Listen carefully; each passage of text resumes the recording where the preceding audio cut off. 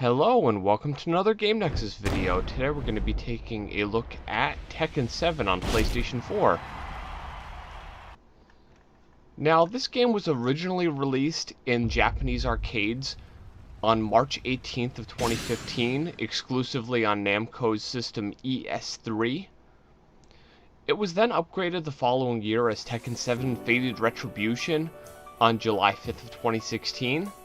And then finally, the worldwide release for Windows, PlayStation 4, and Xbox One was June 2nd of 2017. And of course, this was, the Windows release was on Steam here in the US because lately they've been getting rid of the physical releases. But in other countries, they actually got a hard copy of the game for PC. And what I'm going to be showing you here is I'm going to be showing you two arcade mode plays, since they only actually last 5 matches. So, just to give you kind of a feel of what this game is like, if you haven't played it yet. At the point of making this actual gameplay that you see, I probably played this game for less than a week. Although I believe the time that you'll actually see this, if you're watching it like day one, it'll probably be about a week since the game's release. But basically, the biggest change of Tekken 7 as opposed to any of the previous installments is, as opposed to those games that use Namco's proprietary game engine technology, Tekken 7 actually uses the Unreal 4 engine, which, of course, just like some of the other games using the Unreal Engine, is quite a change from what Namco would normally do and usually use their in-house tech. Now, the costume you see here is the actual metallic costume for Yoshimitsu, which is actually part of the Season Pass. And the thing that's weird about the Season Pass, in my opinion, which I've never had one before, so I don't know how this works, but the Season Pass just more or less makes the DLCs that would be part of the Season Pass free. But honestly, what I thought is that when the DLCs come up, they should just auto-download like an update. But I guess you have to keep checking if there's ever a new DLC for your Season Pass.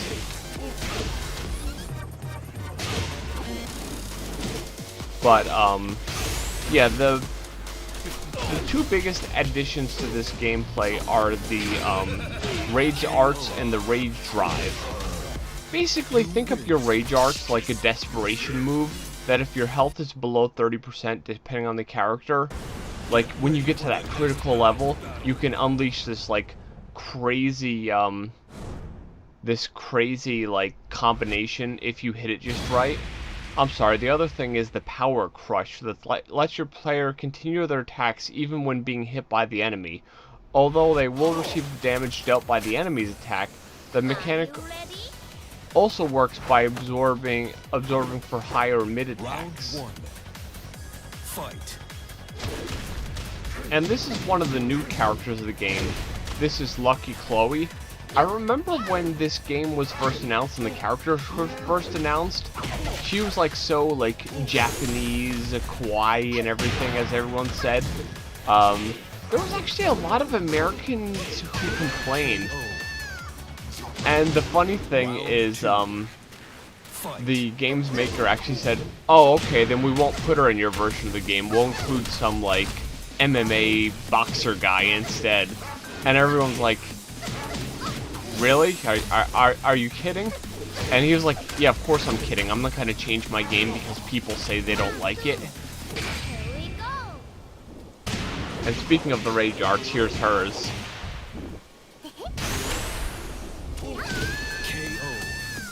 Which, the funny part is she did that just when I was, about, like, one hit away, so, as you can see, all I did was swing in there and hit her.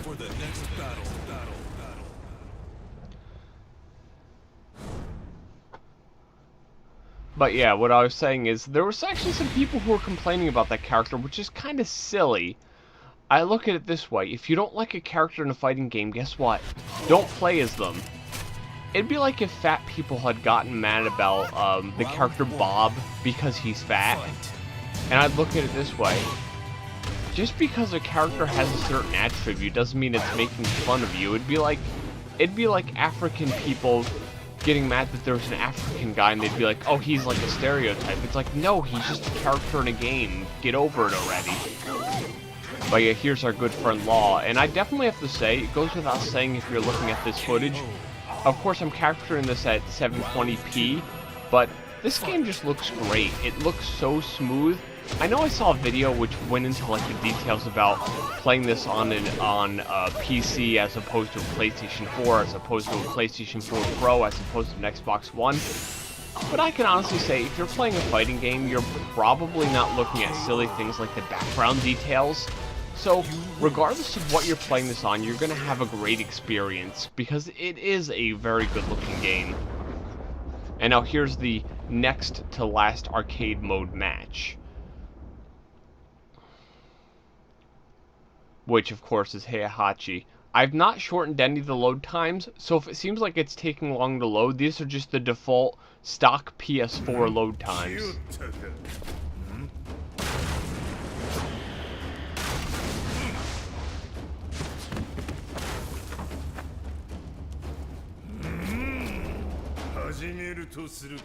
Round 1. This is another one of those like silly cutscenes.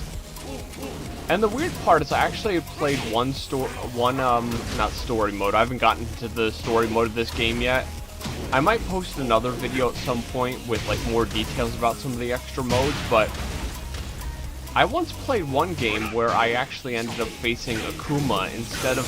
I can't remember if it was Heihachi or Kazumi who was actually replaced. It probably was Heihachi, but it said, it just showed Akuma, and that was actually pretty cool, but, you know, he was no harder or less hard than Heihachi would have been here, so it wasn't too big of a deal.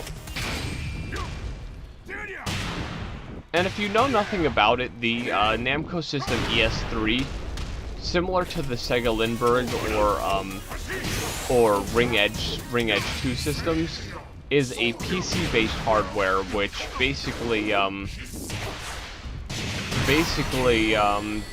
just runs the game on a PC. With, of course, a lot of security, so you can't just install Tekken 7 on a computer. It needs to go through the internet and a security dongle. And now it was saying here that Fated Retribution was what introduced Rage Drive.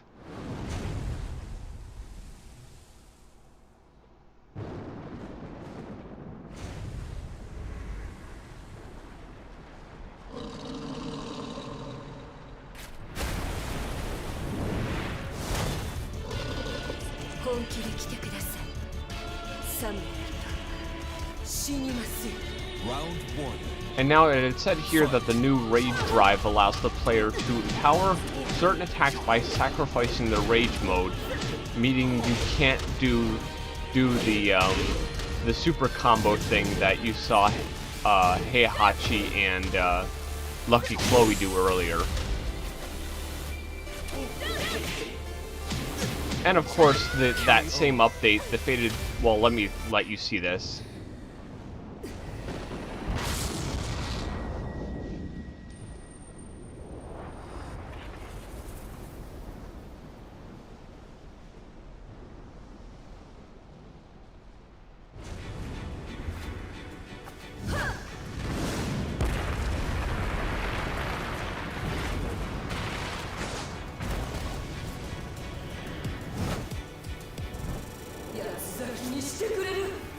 Round 2. Fight.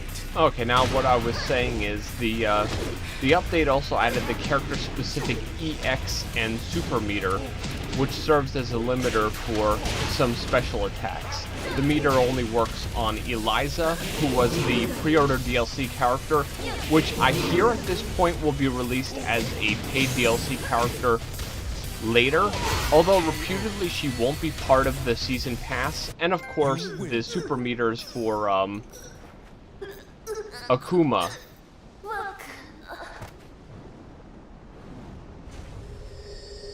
Now, just like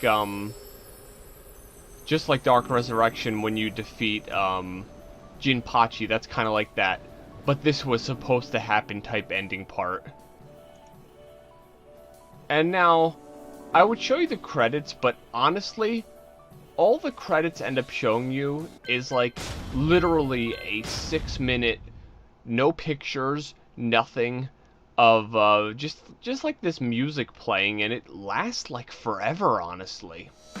So I decided to cut out the credits because I'm sure that Namco would end up claiming the video for the music that plays during the credits. But here's Eliza. As I said, she was the pre-order DLC character, which, if your copy of the game says Day 1 Edition on it, regardless of when you buy it, and it's sealed, you will get the downloadable character code in there.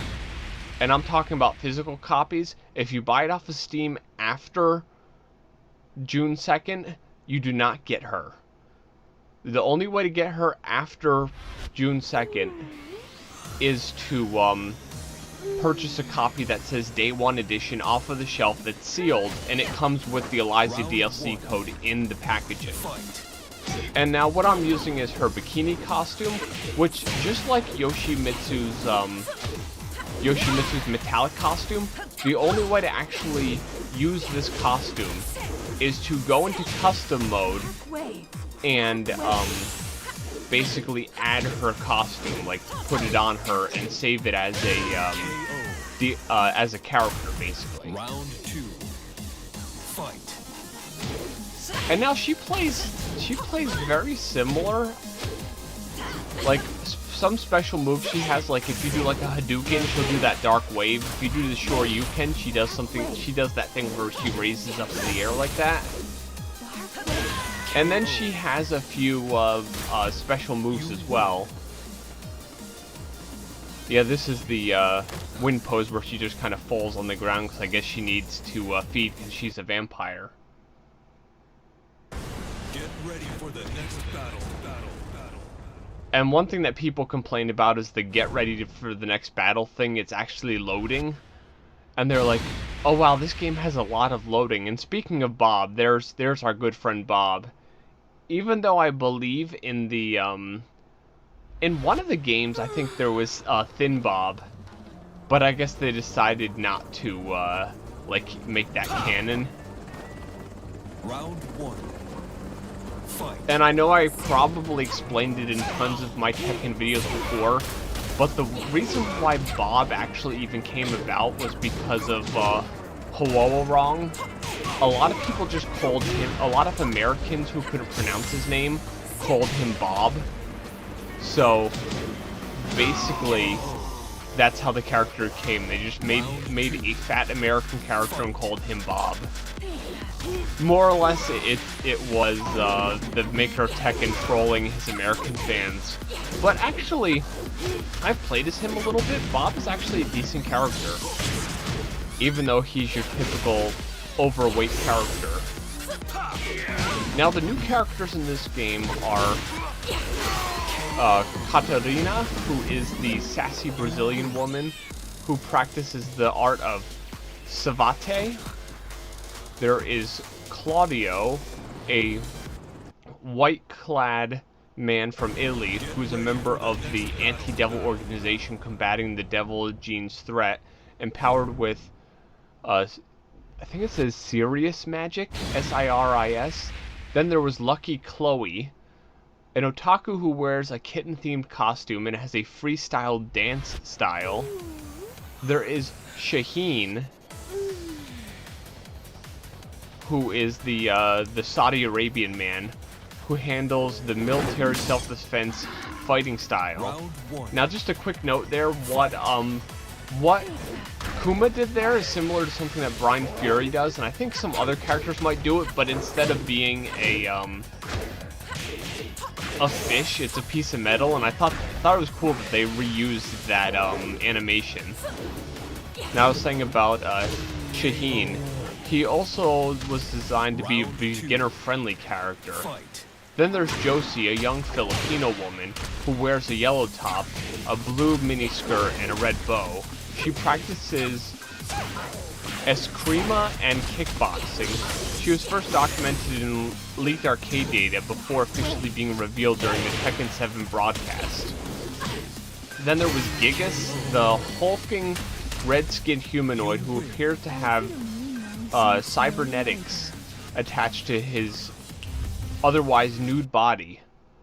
He practices destructive impulse. Like Josie, he was first discovered from that leaked arcade data, revealed in Capcom TV Chokaigi stream.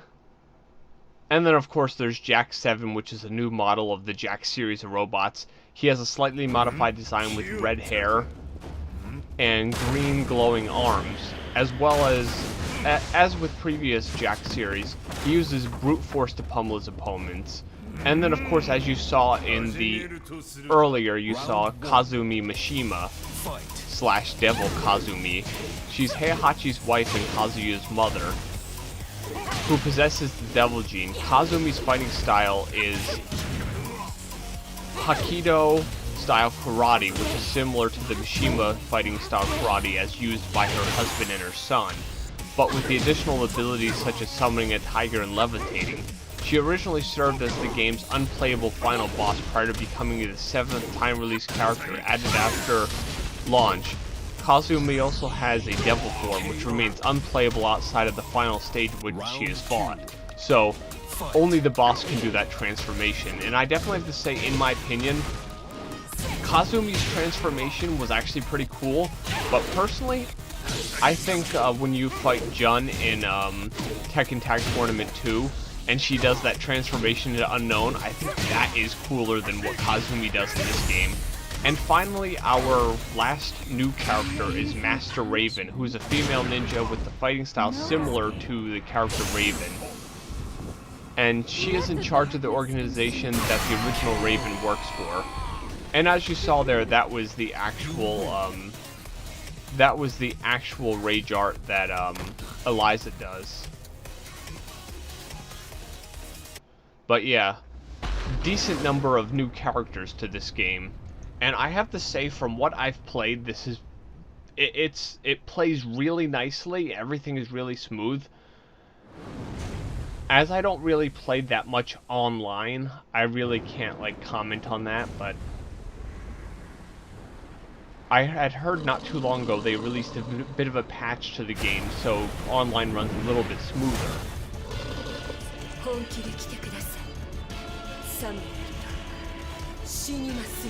Round 1. And that's one thing I'll definitely have to say, just like every Tekken game, good music in this game. And one thing I'm really surprised about, I know a lot of times I've mentioned this in my Virtual Fighter videos, but during a lot of these videos where I'm recording gameplay, I actually got through all the characters without any losses. And when I first faced Kazumi, even as Yoshimitsu, I lost a few times. So I was very happy to be able to do both these gameplays completely loss-free.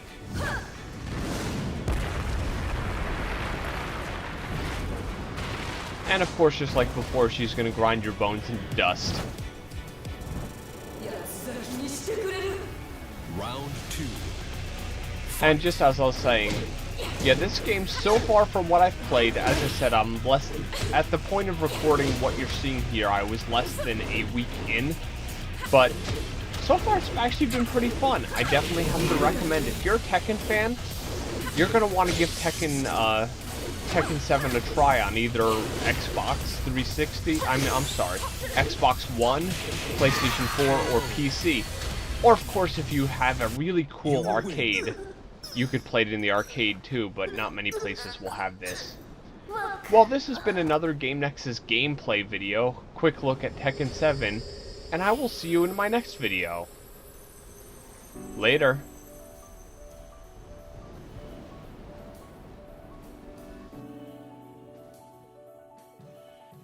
Game over.